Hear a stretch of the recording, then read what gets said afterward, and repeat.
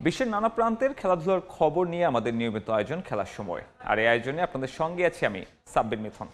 BPL এর চট্টগ্রাম পর্ব শেষে জমে উঠেছে প্লে অফের লড়াই। রংপুর বাদে 3টি জায়গার জন্য লড়বে 6 দল।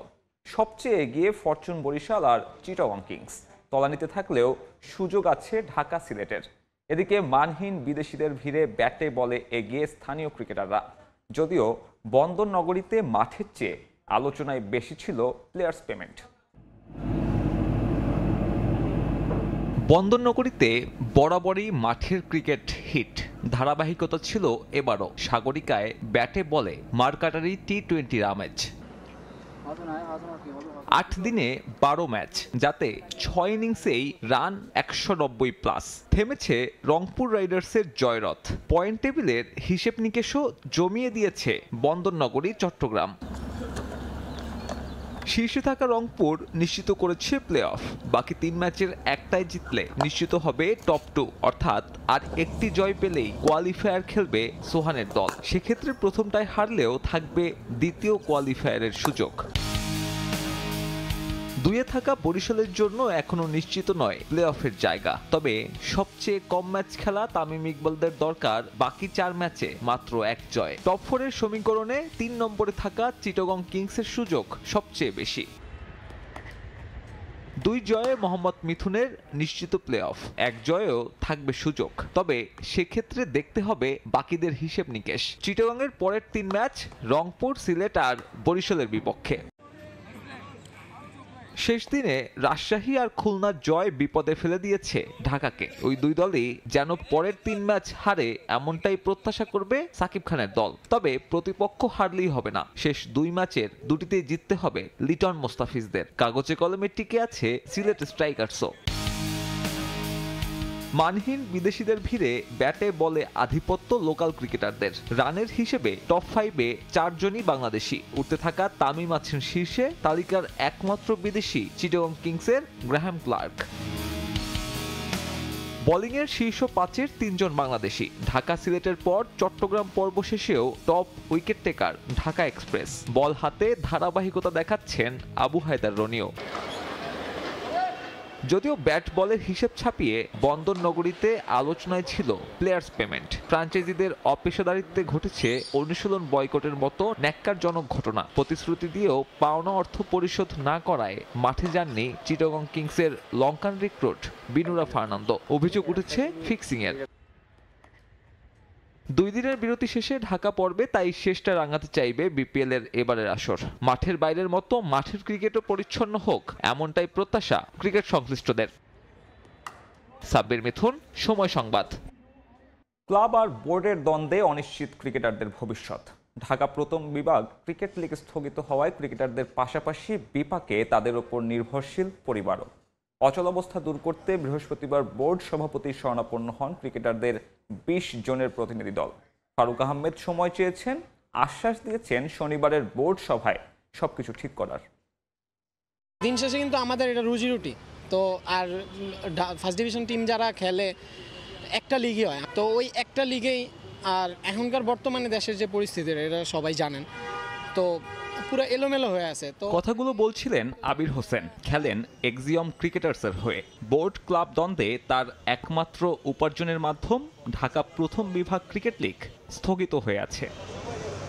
অনেকের অভিযোগ, ঢাকার ক্লাবগুলোর কাছে এক প্রকার জিম্মি ক্রিকেট বোর্ড। গঠনতন্ত্র সংস্কারের খসড়া পছন্দ না হওয়াতে ঢাকার ক্লাব ক্রিকেট স্থবির করে রেখেছেন কর্তারা। সে বয়কটে ক্লাব কর্তা কিংবা বিসিবি কারোই হয়নি কিছু।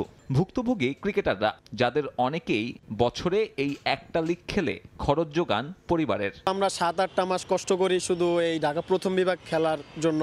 এই একটা খেলার উপর নির্ভর করে অনেক ফ্যামিলি চলে, অনেক প্লেয়ার চলে।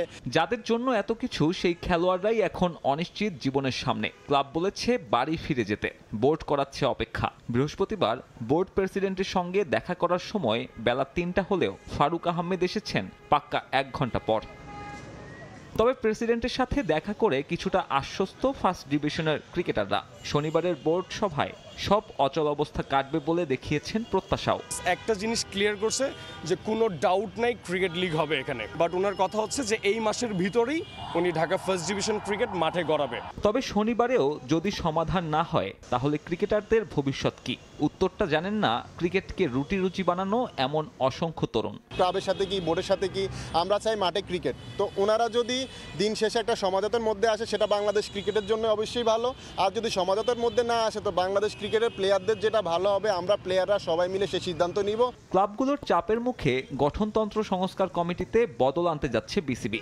গুঞ্জন নাজমুল আবেদিন ফাহিমকে সরিয়ে নতুন প্রধান করা হচ্ছে মাহবুব আনামকে। ক্লাব কর্তাদের মন রাখতে আনা হবে আরও পরিবর্তন। সাব্বির মিথুন, সময় সংবাদ, ঢাকা। লেগ স্পিনার রিশাদ হোসেনকে পেয়ে উচ্ছ্বসিত পাকিস্তান সুপার লিগের দল লাহোর কালান্দার্স। অফিসিয়াল ফেসবুক পেজে রিশাদকে প্রশংসায় ভাসিয়ে একটি ভিডিও প্রকাশ করেছে দুইবারের চ্যাম্পিয়নরা। সেখানে পিএসএল নিয়ে নিজের স্বপ্নের কথা জানিয়েছেন এই ক্রিকেটার। পাকিস্তান সুপার লিগে নিজের প্রথম আসর স্মরণীয় করতে রাখতে চান রিশাদ হোসেন। বিপিএল-এর ধারাবাহিক পারফরমেন্স ধরে রাখতে চান লাহোর কালান্দার্সেও। ৩১ মার্চ চট্টগ্রামে আয়ারল্যান্ডের বিপক্ষে অভিষেকের পর থেকেই লাল সবুজের জার্সিতে আলো ছড়িয়ে যাচ্ছেন লেগ স্পিনার রিশাদ হোসেন। একই বছর ডিসেম্বরে হয় ওয়ানডে অভিষেক। খুব অল্প সময়ে বাংলাদেশ দলের গুরুত্বপূর্ণ সদস্যে পরিণত হয়েছেন রিশাদ। রংপুরের এই ক্রিকেটার এবারের বিপিএলে প্রতিটি ম্যাচে ব্যাটে বলে আলো ছড়াচ্ছেন। চট্টগ্রাম পর্বে বরিশালের সবশেষ ম্যাচে খুলনার বিপক্ষে ৩৯ রানের চমৎকার ইনিংস খেলেন ২২ বছর বয়সী এই ক্রিকেটার। ম্যাচ সেরার পুরস্কারও পান তিনি।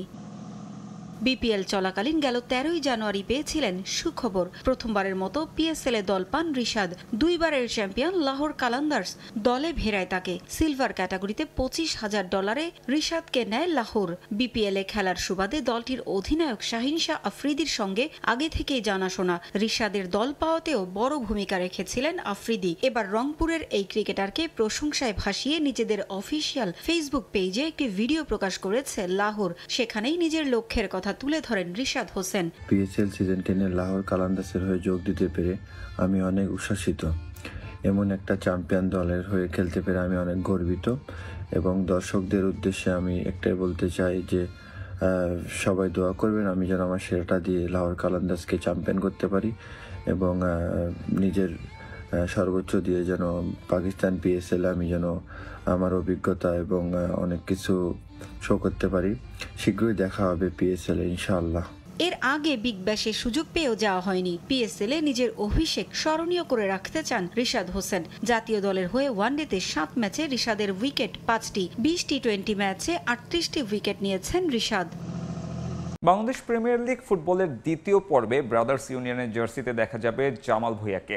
ফ্রি এজেন্টে জামালের সঙ্গে বেশ কটি ক্লাব আলোচনা করলেও গোপীবাগের ক্লাবকে প্রাধান্য দিয়েছেন বাংলাদেশের জাতীয় দলের অধিনায়ক।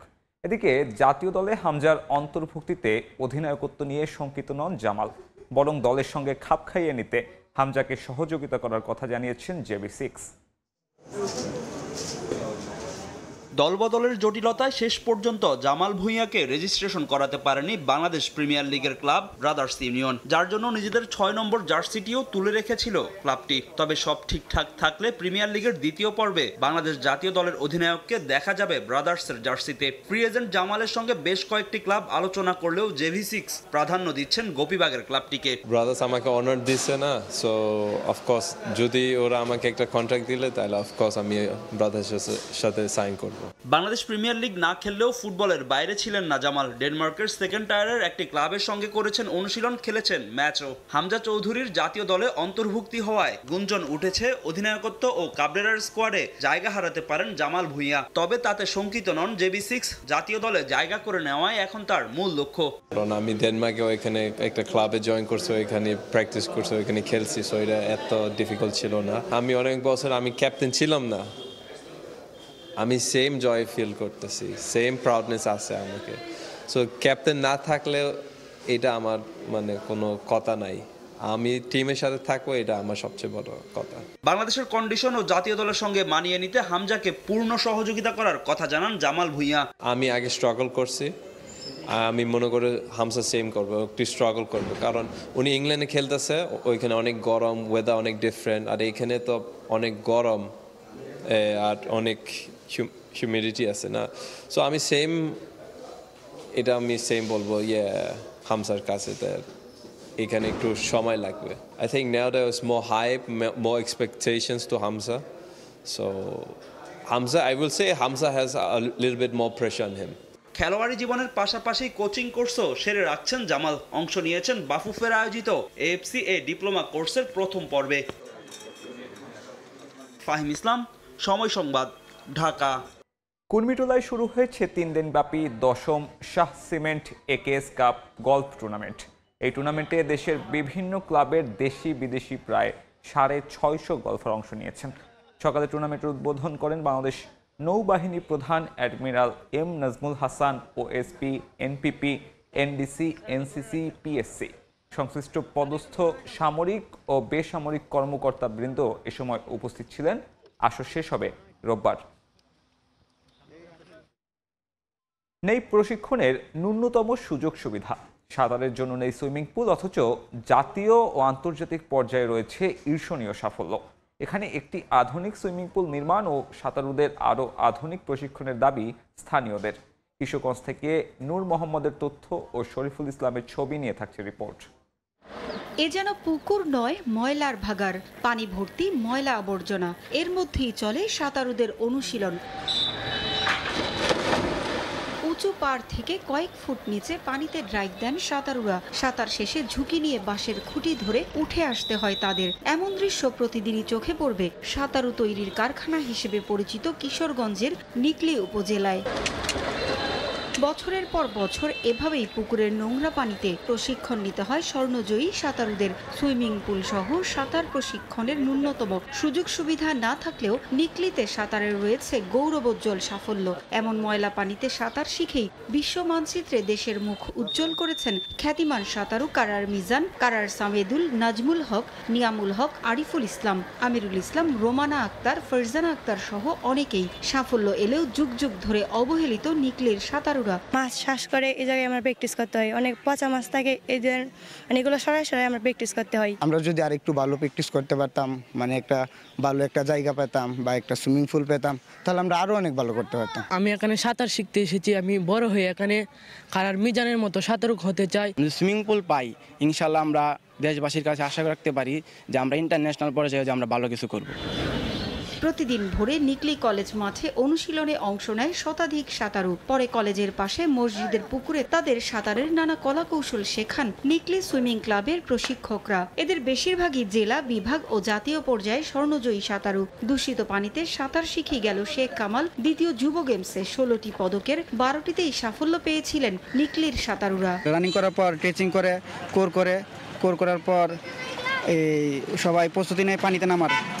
তখন ছেলেদেরকে আমরা এই পুকুরে নিয়ে আসি, আইসা পানিতে নামাই। আমরা সরকারের কাছে তো ভাত চাই না, টাকাও চাই না, আমাকেও দিতে হবে না, কাউকে দিতে হবে না। সরকার যদি আমাদেরকে একটা সুইমিং পুল দিত না, আমরা বিকেপ যেটা আমার ফাইট করতে পারতাম আনসার, বিডিপি এবং অন্যান্য জেলা বা ক্লাব সবার সাথে আমরা মানে আরও পারদর্শিতা দেখাতে পারতাম। এইখানে অবকাঠামোগত বিষয়টা আমরা আমাদের এখান থেকে জেলা প্রশাসকের মাধ্যমে অবশ্যই প্রস্তাব দিব। কিশোরগঞ্জে একটি যেন ভালো মানের একটা সুইমিং পুল ওনারা গড়ে দেন, এটা অবশ্যই আমরা দাবি রাখবো। নিকলী থেকে এ পর্যন্ত আন্তর্জাতিক প্রতিযোগিতায় স্বর্ণপদক জয় করেছেন 15 জন সাঁতারু, আর জাতীয় পর্যায়ে স্বর্ণজয়ী সাঁতারুর সংখ্যা 4 শতাধিক। সময় সংবাদ, কিশোরগঞ্জ। জমকালো আয়োজনের মধ্য দিয়ে পর্দা উঠল এম সাইফুর রহমান স্মৃতি ফুটবল টুর্নামেন্টের। উদ্বোধনী ম্যাচে মুখোমুখি হয় মৌলভীবাজারের রাজনগর যদুরগুল ফুটবল একাডেমি ও হবিগঞ্জ জেলার শায়েস্তাগঞ্জ ফুটবল একাডেমি। বাহারমর্দান সরকারি প্রাথমিক বিদ্যালয় সংলগ্ন মাঠে অনুষ্ঠিত ম্যাচে 1-0 গোলে জয় পায় রাজনগর একাডেমি। দীর্ঘদিন পর মৌলভীবাজারের গ্রামীণ পর্যায়ে এমন খেলা দেখে উচ্ছ্বসিত দর্শকরাও। শাহ ওলিদুর রহমানের পাঠানো তথ্য ও মোহাম্মদ ইয়ারুপ আহমেদের ছবিতে প্রতিবেদন। দেশের জনপ্রিয় খেলা ফুটবল, তবে রাজনৈতিক সংকট ও নানা প্রতিবন্ধকতায় দীর্ঘদিন জেলার কোনো মাঠেই বড় পরিসরে ফুটবল টুর্নামেন্ট গড়ায়নি। বিএনপির প্রয়াত রাজনীতিবিদ ও সাবেক অর্থ ও পরিকল্পনা মন্ত্রী এম সাইফুর রহমানের স্মৃতি ধরে রাখা ও জেলার ফুটবলকে গতিশীল করে তৃণমূল থেকে দক্ষ খেলোয়াড় তুলে আনতে টুর্নামেন্টের আয়োজন। সিলেট বিভাগের 4 জেলা ও ব্রাহ্মণবাড়িয়ার মোট 16টি দল নিয়ে আয়োজিত হয় টুর্নামেন্ট। বাহারমর্দান প্রাথমিক বিদ্যালয় সংলগ্ন মাঠে খেলার উদ্বোধন করেন বিএনপি সিলেট বিভাগের সাংগঠনিক সম্পাদক জি.কে. গৌস। নকআউট ফরম্যাটের টুর্নামেন্টে প্রথম ম্যাচে রাজনগর জাদুরগুল ফুটবল একাডেমি ও হবিগঞ্জের শাস্তাগঞ্জ ফুটবল একাডেমি মুখোমুখি হয়। খেলার শুরুতেই রাজনগর একাডেমি 1 গোল দিয়ে এগিয়ে যায়, তবে আক্রমণ ও পাল্টা আক্রমণের 2 দলের খেলোয়াড়রা জমিয়ে তোলে ম্যাচ। শায়েস্তাগঞ্জ গোল শোধের চেষ্টা করেও ব্যর্থ হয়। 1 গোলে জয় পায় রাজনগর জাদুরগুল একাডেমি। দীর্ঘদিন ধরে মৌলভীবাজার গ্রামীণ পর্যায়ের মাঠে ফুটবল খেলা দেখে উচ্ছ্বসিত দর্শকরা। এই আয়োজন নিয়মিত করার দাবি সকলের। বেশ কিছুদিন ধরে কিন্তু ফুটবল মাঠ থেকে হারিয়ে গেছে। এই হারানো ফুটবলকে যে ফিরিয়ে এনেছে সেজন্য আমরা সাধারণ দর্শক হিসাবে বাহারমর্দান সমাজ কল্যাণ সমিতিকে ধন্যবাদ জানাই। আশা করি এইভাবে যদি প্রতিটি এলাকায় উদ্যোগ নিয়ে আরো সুন্দরভাবে এই খেলার আয়োজন করে মানুষ উপভোগ করবে ভালো। এইভাবে যদি খেলাধুলা থাকে তাহলে আমাদের যুব সমাজ অত্যন্ত ভালো থাকবে, ওরা খারাপের দিকে যাওয়ার কোনো সুযোগ থাকবে না। আরো টুর্নামেন্ট হোক, এইরকম খেলাধুলার মাধ্যমে আপনারা জানেন আমরা একটা দেশকে পরিচিতি করতে পারবো বিশ্বের মাধ্যমে। আয়োজকরা আগামীতে আরো বড় পরিসরে টুর্নামেন্ট আয়োজনের প্রতিশ্রুতি দেন। সফলভাবে টুর্নামেন্ট আয়োজনে ভবিষ্যতেও সার্বিক সহায়তার কথা জানান পৃষ্ঠপোষকরা। আমরা এই টুর্নামেন্টের মধ্য দিয়ে ওনার যে অবদান দেশের প্রতি, জাতির প্রতি, এটা আমরা তুলে ধরার চেষ্টা করেছি। আমরা চাচ্ছি এই টুর্নামেন্টের মধ্য দিয়ে যাতে মৌলভীবাজারের ফুটবলের যাতে কিছু উপকার করা যায়, খেলাধুলার ব্যবস্থা করা যায়। আমি আশা করব যে এখন থেকে এটা প্রতি বছরই শীতকালে এটা একটা বার্ষিক একটা ফুটবল টুর্নামেন্টে পরিণত হবে এবং আমরা সকলেই এটা সহযোগিতা করবো এটা বার্ষিক টুর্নামেন্ট করার জন্য। গত 17টি বছর একটি অনির্বাচিত সরকার মানুষের সকল অধিকার কেড়ে নিয়েছিল, মানুষের বিনোদনও কেড়ে নিয়েছিল। আজকে মুক্ত বাতাসে আমরা যে কোনো অনুষ্ঠানে যাই, সেখানে বাদবাঙ্গা মানুষ ছুটে আসে। বাহারমর্দান সমাজ কল্যাণ সমিতির আয়োজনে প্রথমবারের মতো এম সাইফুর রহমান স্মৃতি ফুটবল টুর্নামেন্ট অনুষ্ঠিত হলো। সময় সংবাদ, মৌলভীবাজার। এই ছিল খেলার সময়ে, সঙ্গে থাকুন সময়ের।